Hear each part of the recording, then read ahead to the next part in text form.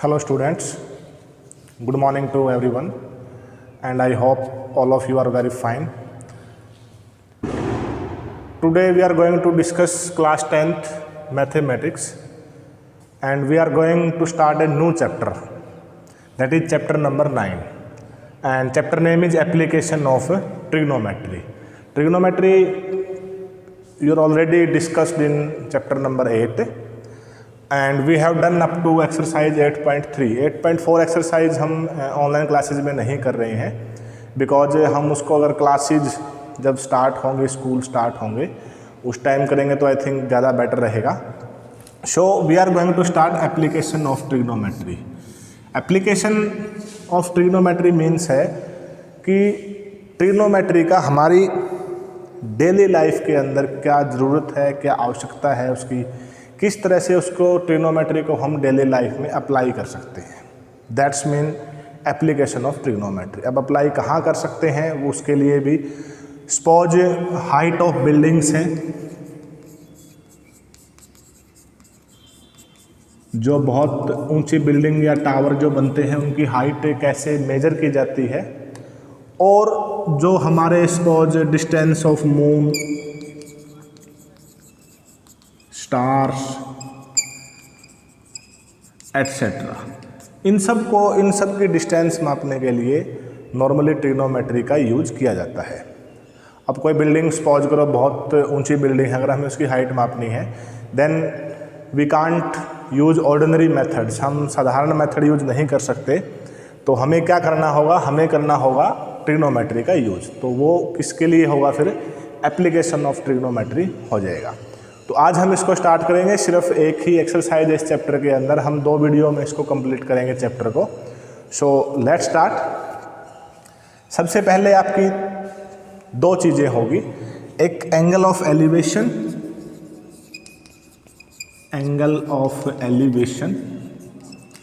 And second one is angle of depression.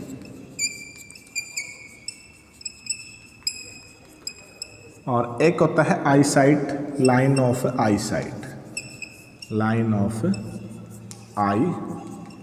Site, ये तीनों बहुत इंपॉर्टेंट है. अब इन तीनों के बारे में अगर हम 1 बाय 1 डिस्कस करें तो एंगल ऑफ एलिवेशन क्या होता है. सपोज हम यहाँ खड़े हैं मान लीजिए, और एंगल ऑफ एलिवेशन जो that is always major with I, human आई के साथ उसका हमेशा मापा जाता है. और एक पॉइंट यहाँ है, हम यहाँ से यहाँ देख रहे हैं, इस पॉइंट पर हम कहाँ देख रहे हैं, we are saying from here to here. तो इसको हम क्या बोलेंगे, लाइन ऑफ साइट. ये होता है लाइन ऑफ साइट. और जब हम इस तरह से बना देते हैं तो ये जो एंगल बनता है इसको हम थीटा लिखते हैं, that is angle of elevation.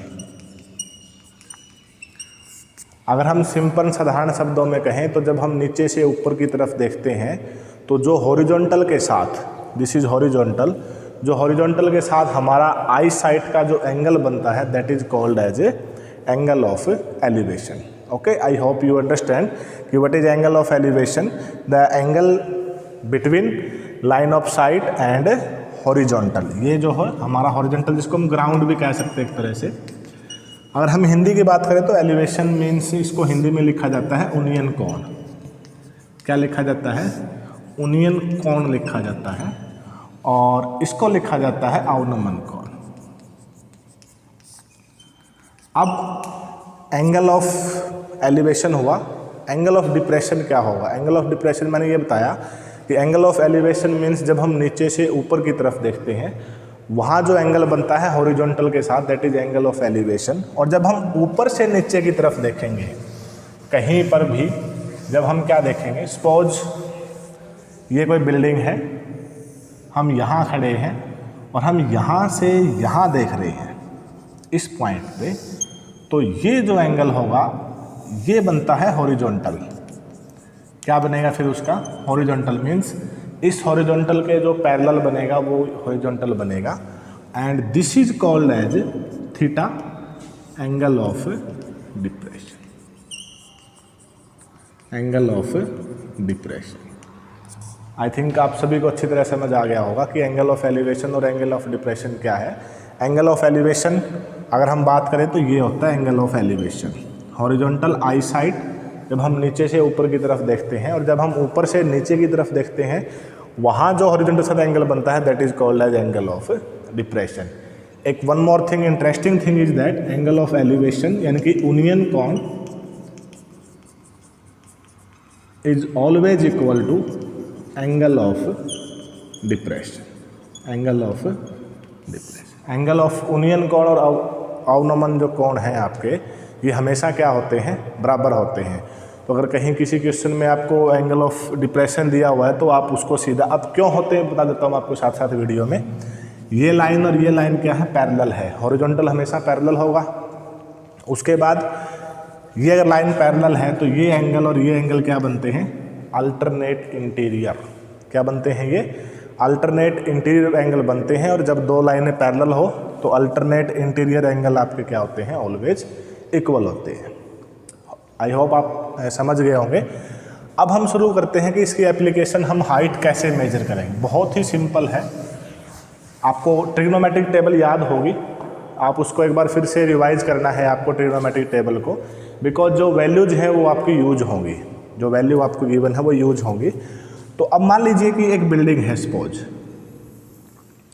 एक चीज़ आपको ध्यान रखनी है, बिल्डिंग है, टावर है, या आपका पेड़ वगैरह जो भी दिए होंगे क्वेश्चंस में, they should always be considered at vertical to the ground. मतलब वो हमेशा ग्राउंड पे 90 डिग्री के एंगल पे खड़े होंगे, ये हमेशा कंसिडर किया जाता है। ओके, कहीं ऐसा नहीं है कि मतलब आप ये सोचे कि ग्राउंड के साथ इसका एंगल तो 90 बन ही नहीं सकता। तो always building, tower and tree, पेड़ जो भी मिले आपको, जो इस ट्रिग्नोमेट्री में दिया होगा, because trigonometry is totally based on right angle triangle. Trigonometry is totally based on right angle triangle. Okay, तो ये सपोज कोई बिल्डिंग है, ओके, ये आपका ग्राउंड है, यहाँ कोई भी एक ह्यूमन बीइंग, कोई पर्सन खड़ा है। अब यहाँ क्या कंसीडर होता है, यहाँ आई कंसीडर होती है, ये आपको ध्यान रखना है। मतलब जब कोई ह्यूमन बीइंग खड़ा है मीन्स हम उसको ये कंसीडर करेंगे भी उसकी आँख यहाँ पर है, यहाँ से वो इस बिल्डिंग के टॉप पर, this is the top of building, क्या है ये, टॉप ऑफ बिल्डिंग, यहाँ देख रहा है किसी भी एक पॉइंट पे, और ये एंगल आपको दिया हुआ है कि एंगल ऑफ जो एलिवेशन है वो 30 डिग्री है। एंड वन मोर थिंग आपको मैं बता दूं, आपके सिलेबस के अकॉर्डिंग जो हम एनसीईआरटी सिलेबस कर रहे हैं, जो एंगल आपको दिए मिलेंगे वो स्टैंडर्ड वैल्यूज होंगी 45 और 60। इन्हीं में से कोई ना कोई एंगल आपको गिवन होगा। ओके, 90 से अबव नहीं हो सकता और 0 से कम नहीं हो सकता, इन्हीं में से कोई एक वैल्यू आपको दे मिलेगी। अब अगर ये 30 डिग्री है, सपोज करो बिल्डिंग की हाइट है 25 मीटर। क्या हाइट है बिल्डिंग की, 25 मीटर।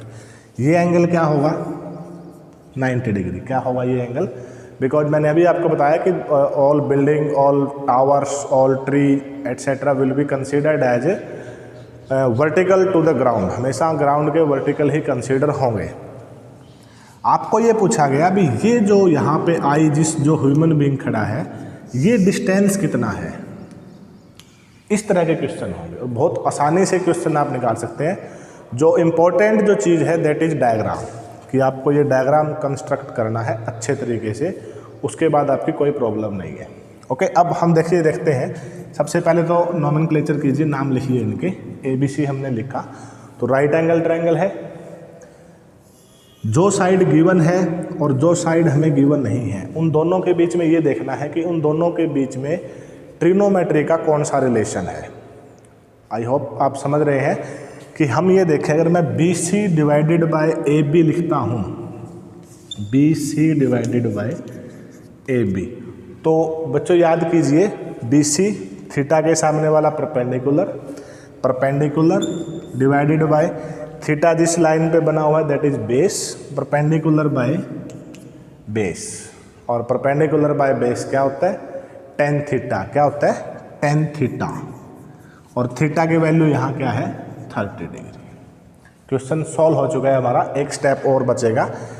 BC की वैल्यू हमारे पास है 25, 25 डिवाइडेड बाय ए बी हमें निकालना है, तो आप इसको x कंसिडर कर सकते हैं या आप ए बी का इसको ए बी भी लिख सकते हैं, is equal to tan 30 degree की वैल्यू क्या होती है आपकी 1/√3। ओके, क्रॉस मल्टीप्लाई कीजिए, A B equal to 25√3। If value of √3 is given in your question, अगर आपके क्वेश्चन में √3 का वैल्यू गिवन है तब आप यहाँ पुट कीजिए, अदरवाइज क्वेश्चन यहीं ड्रॉप कीजिए। लास्ट में क्या लिखना है आपको, distance between A and B is 25√3 metre. Okay, इस तरह का क्वेश्चन है, बहुत ही सिंपल, आपको स्टेटमेंट समझनी है। स्टेटमेंट समझने के बाद ये जो चीज़ है that is very much important, ये बहुत इम्पोर्टेंट है, आपको ये ध्यान रखना है कि इसके अकॉर्डिंग ही क्वेश्चन सॉल्व होगा। ओके, तो लेट स्टार्ट एक्सरसाइज। आज हम एक्सरसाइज के कोशिश करेंगे 5-6 क्वेश्चंस करने की पूरी कोशिश करेंगे।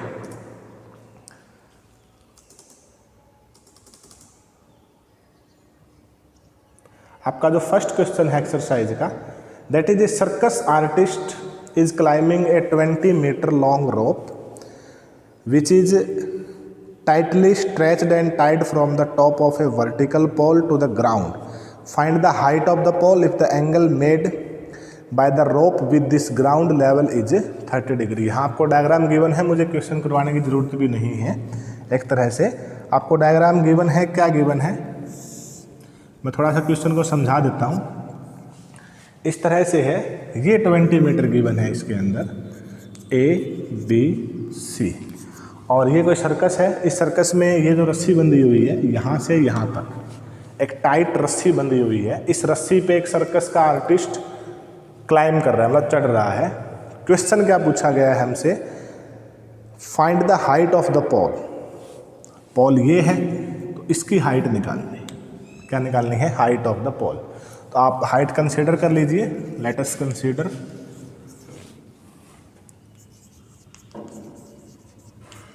Height of pole. Height of pole आप कंसीडर कीजिए x, और whatever you want to consider, x y जो भी आप कंसीडर करना चाहें। अगर यहाँ मीटर में है तो यहाँ भी मीटर में ही होगा, ये आपको ध्यान रखना है। तो हमने इसको x कंसीडर कर लिया। अब देखिए, इन ट्रायंगल ABC, और we can write down as in right angle triangle ABC, आप ये भी लिख सकते हैं। अब यहाँ पे आपको ये ध्यान रखना है कि हमें कौन सी दो साइड यूज करनी है। मैंने अभी आपको बताया, एक साइड जो गिवन है वो, और एक साइड जो हमें निकालनी है वो। आपको ये देखना है इन दोनों के बीच में रिलेशन क्या है, ट्रिग्नोमेट्री का रेशियो क्या है। अगर मैं AB डिवाइडेड बाय AC लिखता हूँ, ये थीटा है, इसके सामने AB है, तो ये परपेंडिकुलर होगा। क्या होगा, परपेंडिकुलर होगा, ये लंब होगा। और ये आपका क्या है, हाइपोटेन्यूज है, यानी कि ये कर्ण है। ये क्या है आपका, कर्ण है। तो लंब बटे कर्ण क्या होता है आपका, साइन थीटा होता है। क्या होता है, साइन थीटा। आप क्वेश्चन को ऐसे भी सॉल्व कर सकते हो, कर्ण बटे लंब, hypotenuse divide by perpendicular, 20 divide bye x, वो उल्टा हो जाएगा। वो वैल्यू क्या हो जाएगी, साइन का उल्टा क्या होगा आपका साइन का उल्टा जो होगा, सॉरी हाँ, साइन का उल्टा जो होगा उसकी आप वैल्यू लिखेंगे। उसकी जो 30 डिग्री की जो भी वैल्यू आएगी, कोसिकेंट की जो वैल्यू आएगी वो आप कंसीडर करेंगे। तो आप यहाँ देखिए, AB हमें निकालना है, x है, AC आपका 20 है, sine 30 degree, sine this divide by this is always sine. तो साइन 30 डिग्री की आपके पास वैल्यू है, दैट इज 1/2। इस वैल्यू के लिए ही ट्रिग्नोमेट्रिक टेबल आपको याद करनी है। ओके, तो क्रॉस मल्टीप्लाई कर लो, x की वैल्यू 20 डिवाइड बाय 2, 10 मीटर आ जाएगा। लास्ट में आपको ये जरूर लिखना है कि height of pole that is equal to 20 metre. वो क्या हो जाएगी आपकी 20 मीटर हाइट ऑफ पॉल हो जाएगा। ओके, आई होप कि आप इसको बहुत अच्छे से समझ गए होंगे। अब क्वेश्चंस में आपको इन क्वेश्चंस में सॉल्व करवाने की ज़रूरत नहीं है। कुछ क्वेश्चंस तो ऐसे हैं जिनमें सिर्फ स्टेटमेंट समझने की ज़रूरत है आपको। सेकंड क्वेश्चन देखिए क्या है, बहुत इंपॉर्टेंट है। A tree breaks due to storm and the broken part bend so that the top of the tree touch the ground making an angle 30 degree with it. The distance between the foot of the tree to the point where the top touch the ground is 8 metre, find the height of tower. मैं आपको question वैसे ही समझा देता हूँ, आप statement खुद पढ़ लीजिएगा बच्चों। एक पेड़ है, सपोज ये ट्री है, ठीक है, और तूफान में गिर जाता है, बीच में से टूट जाता है। अब बीच का मतलब ये नहीं कि एग्जैक्ट बीच में से टूटता है, मतलब कहीं से भी टूट जाता है। सपोज ये यहाँ से टूट जाता है और ये जो हिस्सा है ये टूट के कहाँ गिर जाता है, ग्राउंड पे। अब ग्राउंड पे गिर रहा है तो ये ग्राउंड को टच करेगा, ये हमारा ग्राउंड है, ठीक है, और ये ग्राउंड के साथ गिर के 30 डिग्री का एंगल बनाता है। क्या बनाता है? 30 डिग्री का एंगल बनाता है। ओके, अब इन्होंने ये दे रखा है भी जहाँ ये ग्राउंड को छू रहा है और जहाँ इसकी जड़ है, जहाँ इसका बॉटम है, उन दोनों के बीच में 8 मीटर का डिस्टेंस भी है। क्या है? 8 मीटर का डिस्टेंस है। हमें निकालनी है हाइट ऑफ ट्री। क्या निकालना है? हाइट ऑफ ट्री, मतलब हमें पेड़ की ऊंचाई निकालनी है कि पेड़ की ऊंचाई कितनी है। ओके, तो अब देखो, जितना हिस्सा BC, एक नाम इसको दे दो D, नाम जरूर लिखने हैं आपको। जो हिस्सा टूटा वही नीचे गिरा, यानी कि BC और CD क्या है? बराबर है। BC और CD क्या है? बराबर है। ये चीज़ आपको ध्यान रखनी है। ओके, अब हम AC को X मान लेते हैं।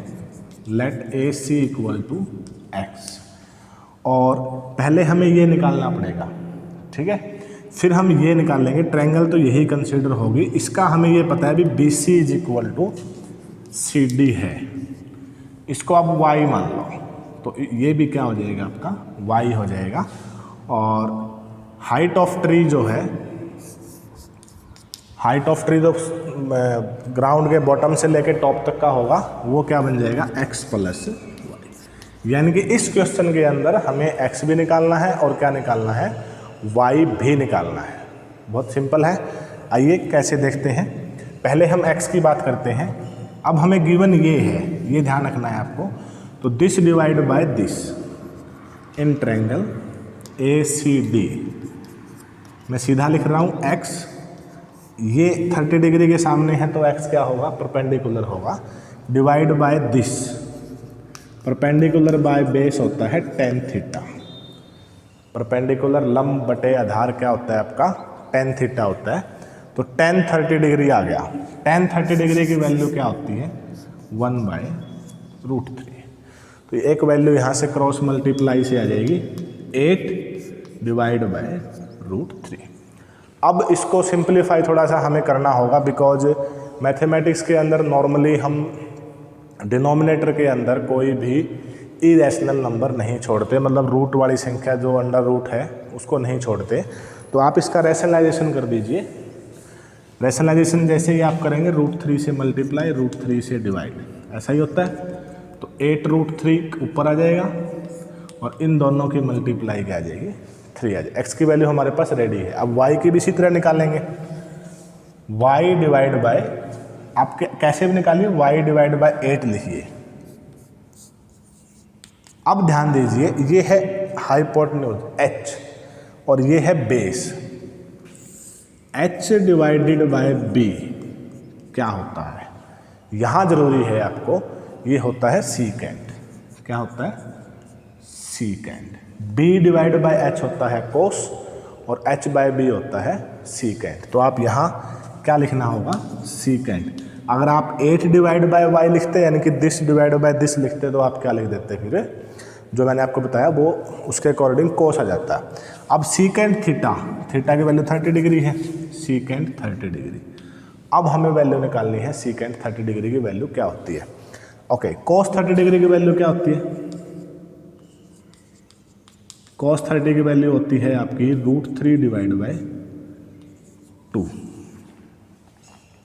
यही होती है कोस 30 डिग्री की वैल्यू √3 बाय 2। तो इसकी क्या हो जाएगी? उल्टा हो जाएगा 2/√3। तो क्रॉस मल्टीप्लाई करो, 16 डिवाइड बाय √3। अब वही चीज़ सेम प्रोसीजर मैंने बताया है, रैशनलाइजेशन करना पड़ेगा। तो y की वैल्यू हो जाएगा 16√3 डिवाइडेड बाय 3। ये हो गया y, ये आपका क्या है x। तो x plus Y, height of tree क्या होगा, ये फाइनल पॉइंट है आपका, हाइट ऑफ ट्री क्या होगा x प्लस वाई। तो x plus Y means 16√3 divide by 3 plus 8√3 divide by 3। इन दोनों को 3 एलसीएम है तो 16 और 8 क्या हो जाएंगे 24√3, 3 एलसीएम तो 8√3 मीटर आपका इसका आंसर हो जाएगा। ओके स्टूडेंट्स, आई होप कि आप इस चीज़ को अच्छे से समझ चुके हैं कि किसी क्वेश्चन से लेंथ ही ज़रूर हो सकता है, बहुत सिंपल क्वेश्चन है और 5 मार्क्स का क्वेश्चन आपका एग्जाम के अंदर आता है इसी में से। चलो एक क्वेश्चन, 2 क्वेश्चन कर लेते हैं फटाफट। थर्ड क्वेश्चन देखिए क्या है, ये क्वेश्चन बहुत इंपॉर्टेंट था, सेकंड क्वेश्चन जिसकी मैंने आपको बताया अभी।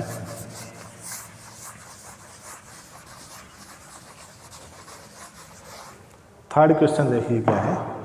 ए contractor plans to install 2 slide of the children to play in a park for the children below the age of 5 years, slide whose top is at a height of 1.5 metre. अब बहुत simple सा है, एक contractor एक park के अंदर 2 slide लगा रहा है बच्चों के लिए।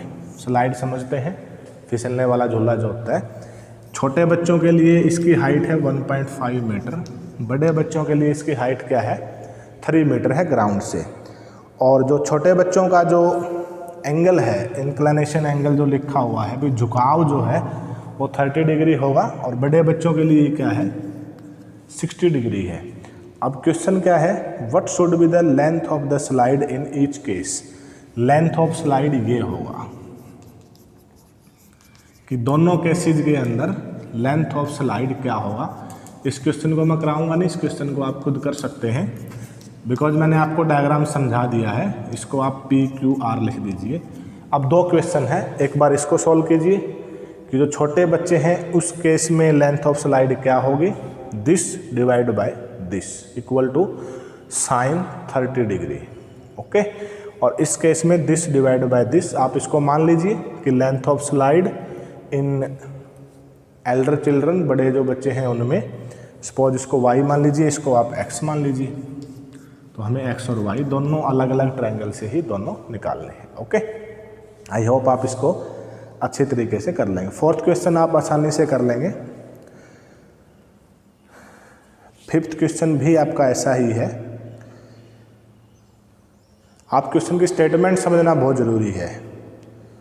ओके, 6th क्वेश्चन मैं आपको करवाता हूँ, बहुत अच्छा है। A 1.5 metre tall boy is standing at some distance from a 30 metre tall building. अब यहाँ आ जाती है जो ऑब्जर्वर है, जो देख रहा है, उसकी हाइट गिवन है। एक 30 मीटर ऊंचाई का बिल्डिंग है 30 मीटर की। एक बच्चा है यहाँ खड़ा है और इस बच्चे की हाइट क्या है 1.5 मीटर। ये ध्यान रखिए, बच्चे की हाइट क्या है 1.5 metre, standing at some distance. और वो क्या करता है, उस बिल्डिंग के top, the angle of elevation from his eyes to the top of the building increase from 30 to 60 as he walks towards the building, find the distance he walk toward the building. अब क्या करता है लड़का, पहले यहाँ से angle जो है इसका, ये एंगल आप इसको हॉरिजॉन्टल बना लेंगे हम डाल के, क्योंकि मैंने पहले बताया था कि जहाँ आई कांटेक्ट की बात है, आँख से जो एंगल ऑफ एलिवेशन है, तो आँख ऑब्वियसली हम यहाँ कंसीडर करेंगे। ये एंगल 30 डिग्री है। लड़का चलता है, सपोज चलते चलते यहाँ पहुँच जाता है। यहाँ पहुँचने के बाद एंगल क्या हो जाता है 60 डिग्री हो जाता है। तो हमें ये पूछा गया भी इस लड़के ने कितनी डिस्टेंस कवर की। क्वेश्चन इसलिए बता रहा हूँ, मैं आपको डायग्राम समझने ही आपको अच्छी तरीके से होगा। तो अब ये डिस्टेंस, सपोज ये ABCDEFG, जहाँ जहाँ आपके पॉइंट है वहाँ आप नाम लिख लो। अगर ये 1.5 है तो ये भी 1.5 है, हाइट तो चेंज होगी नहीं, तो ये भी क्या होगा 1.5 मीटर होगा। अब ये टोटल 30 था यहाँ से यहाँ तक, तो ये कितना बच गया, ये 28.5 बच गया, बिकॉज 28.5 ये 1.5 ये। अब आसान चीज़ जो है कि ये डिस्टेंस निकालना है भी, यहाँ से यहाँ तक कितने डिस्टेंस इतने कवर किया, walk towards the building. Suppose इसको आप x मान लो और ये भी हमें गिवन नहीं है तो ये y मान लो, तो ये भी y होगा और ये भी x होगा। ओके, तो अब हम पहले y निकालेंगे, पहले इस ट्रायंगल। अब जो क्वेश्चंस आपके आएंगे उनमें लगभग में आपके 2 ट्रायंगल मिलेंगे आपको, तो इससे घबराने की ज़रूरत नहीं है कि आप मतलब कि क्वेश्चन चेंज हो जाएगा। बहुत सिंपल है, आप स्टेप टू स्टेप सॉल्व करते जाइए। अब बात करते हैं हम in triangle FDG, this divide by this, perpendicular divide by base. Perpendicular आप समझ गए क्यों कह रहा हूँ, ये इसके सामने है 1060 डिग्री और 1060 डिग्री की वैल्यू होती है √3। ओके, तो हम पहले y की वैल्यू निकालते हैं। क्रॉस मल्टीप्लाई के अंदर y इधर जाएगा, y √3 इक्वल टू 28.5, तो y की वैल्यू 28.5 डिवाइड बाय √3। तो फिर से मैं रैशनलाइजेशन साथ के साथ हमें करना होगा, तो y की वैल्यू आ जाएगी 28.5 √3, इन दोनों का मल्टीप्लाई क्या होगा 3, ये कैंसिल हो जाएंगे इसके साथ, 9.5 आ जाएगा, 9.5 √3। बट हमें ये नहीं निकालना, ये तो वो डिस्टेंस जितना वो टावर से दूर है। उन्होंने कहा है as he walk towards the tower, मतलब उसने टावर की तरफ कितनी दूरी तय की, तो दूरी जो तय की है वो ये है। तो अब हमें ट्रायंगल लेना होगा ये वाला। Okay students, FGD in triangle FGB, तो क्या होगा देखो, ये सेम होगा दिस। अब इसका जो बेस है वो पूरा आ जाएगा, means FG divided by BG, FG divided by BG equal to, ये वैल्यू कितनी है 1030 डिग्री है, मैं डायरेक्ट लिख रहा हूँ 1/√3।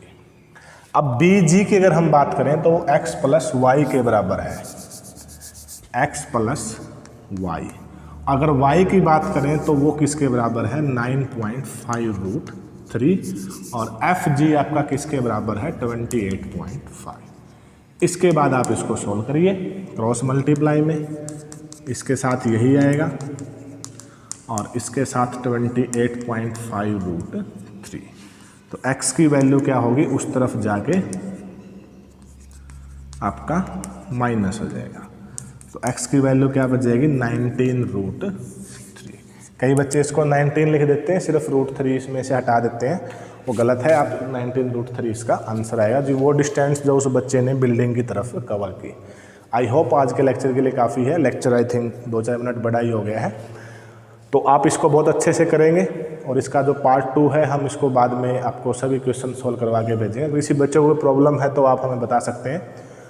Thanks and have a good day.